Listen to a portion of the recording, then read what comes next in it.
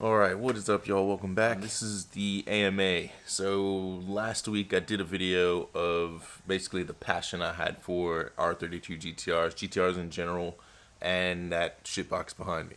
At the end of that video, I did say for this AMA, most of the GTR questions were going to be answered in that video. So if you see a kind of GTR related question and it wasn't answered here, it'll definitely be in that video. So just go back and check it out. First off, there was a huge amount of questions, and I did kind of have to filter a couple of them out. Appreciate everybody for kind of taking part in that. So let's just jump straight in.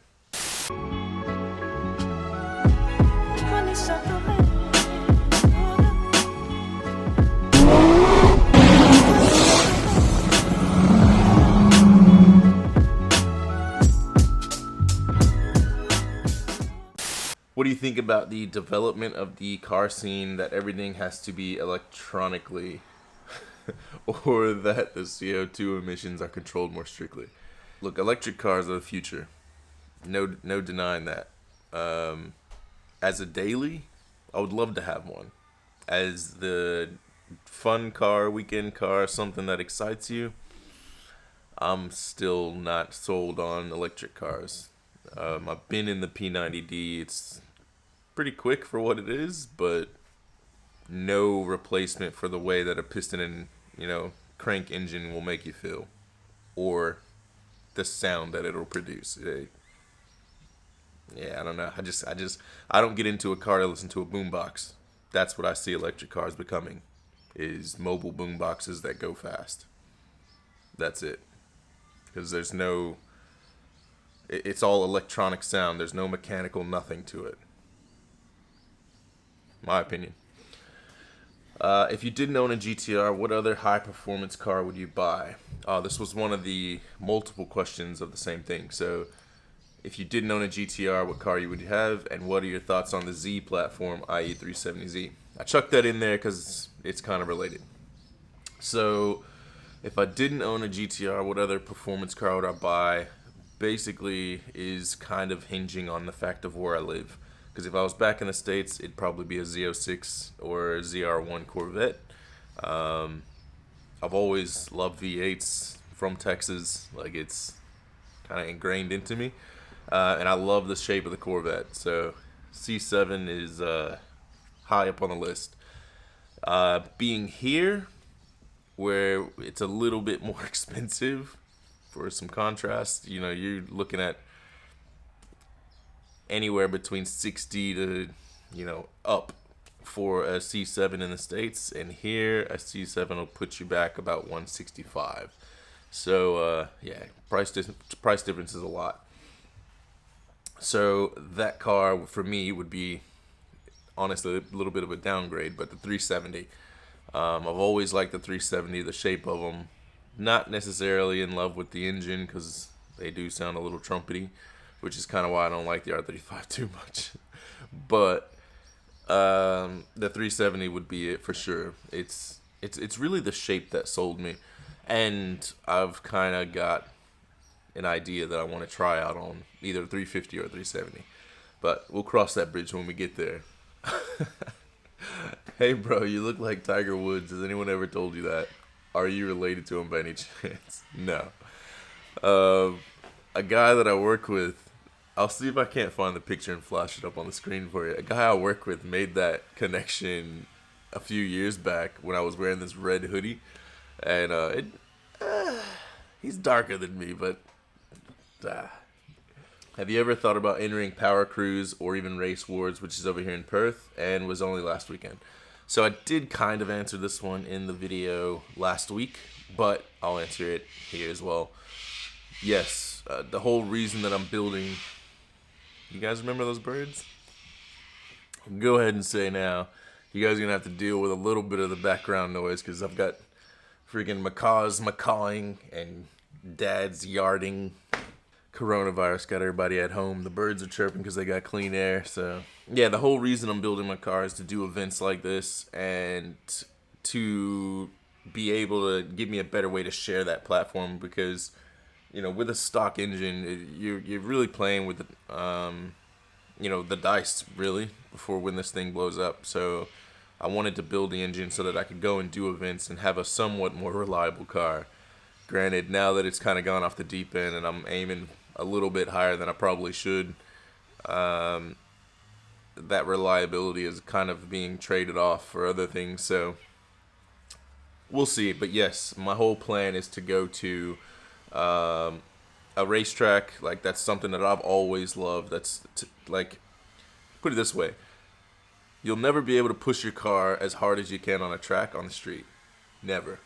Unless it's closed off, unless, it's completely free of traffic, you will never push your car as hard as you can on a track. And that's something that I've learned over the years, and that's why I fell in love with track racing. Unfortunately, while this thing's been stock bottom in, I haven't had the balls to go do it. But, once it's built, we'll be on the track a lot more. What do you do for work? This is like, I see this in the comments all the time. Not sure if it's because I'm working on a car and they think, oh, he must be a mechanic by trade, which I'm not. Never been a mechanic in my life. I just kind of take my time and try and figure out how to do things pragmatically, and sometimes it works, sometimes it doesn't. I have to go back and do it again. When are you going to get a decent car like an R31? I actually want one for a daily, so maybe soon. And I'd love to do the 24 hours of lemons, and I think a 31 or a 30 would be a perfect car for that. Plus, it would give me a place for a spare dirty 30 whenever the time was needed for another engine.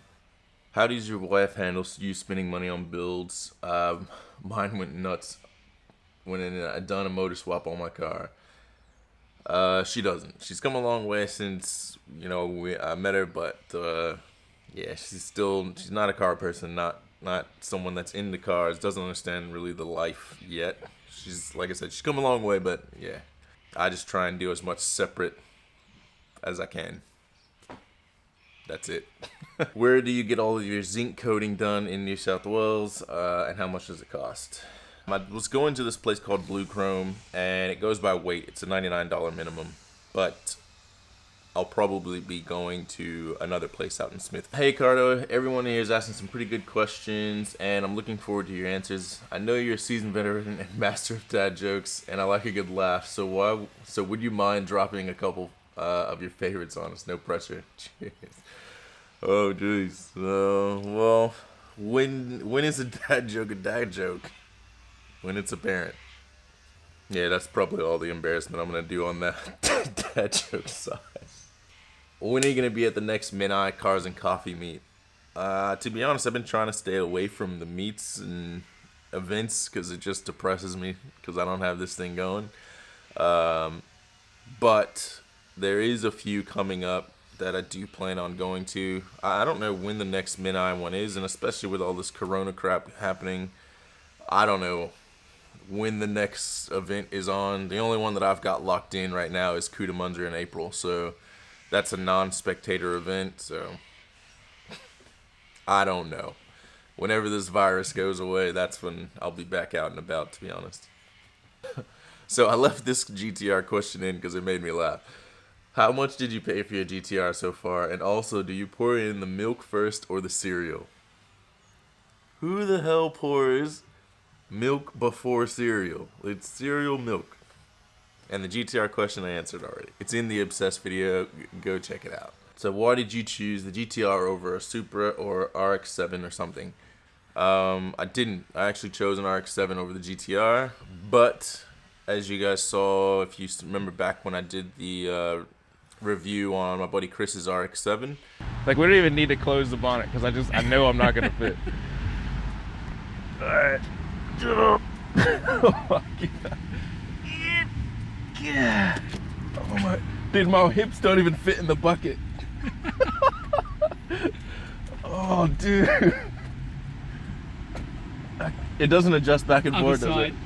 It's there somewhere on the other side if you can reach. Oh my God. Try between your legs. Oh my God. Oh, that's a little bit better actually. I don't fit in them, so I'll actually show you the one that I was gonna buy. Sat in the RX-7 and just, yeah, could not fit my frame in there. So I was like, well, this is a no-go. This is pointless.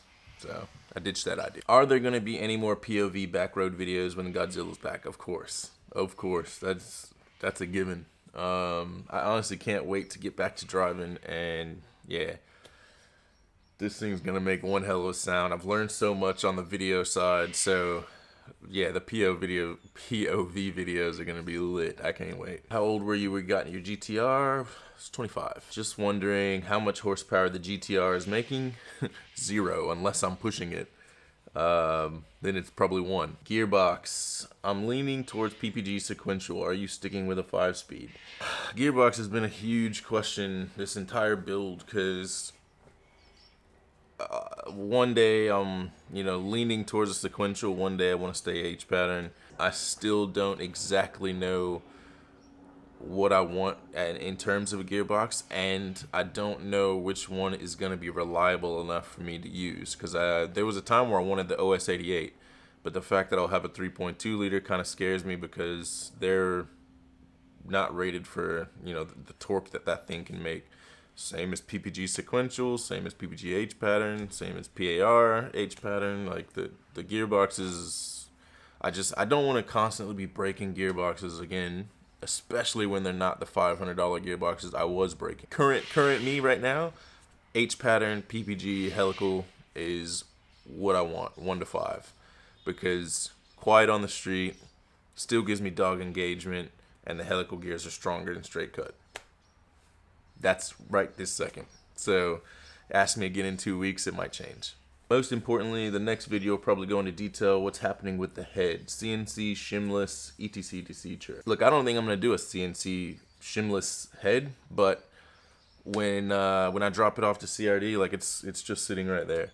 So when I drop it off to CRD, again, I got to kind of wait for this whole Corona crap to fall over, and me and Con kind of go through a couple of things, and I figure out, what I need from a head. Because at this stage, I know that I'm going to need big cams, big lift, and some porting, but I'm not one to just sit here and, oh, this is what's in this week, I'm going to CNC port my head, or this is what's in this week, I'm going to send it to this guy to let him do it, or, I'd rather figure out the closest setup to what I want, figure out what they've done, and if there's anything that they wish they could have changed, and do that route.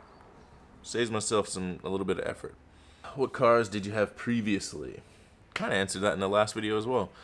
I had an EG hatch Honda when I first came to Australia, and then before Australia I was pretty heavily into motorcycles. That was kind of my GTR Escape, was my bike. So don't have one here because I would probably be in jail, because it's a little easier to escape blue lights in the States. Leave it at that. How many horsepower are you aiming for at the moment? Again, this is something else that I answered in the video, but I've got a power figure in mind, but I'm not aiming for a power figure. I'm aiming for a trap speed.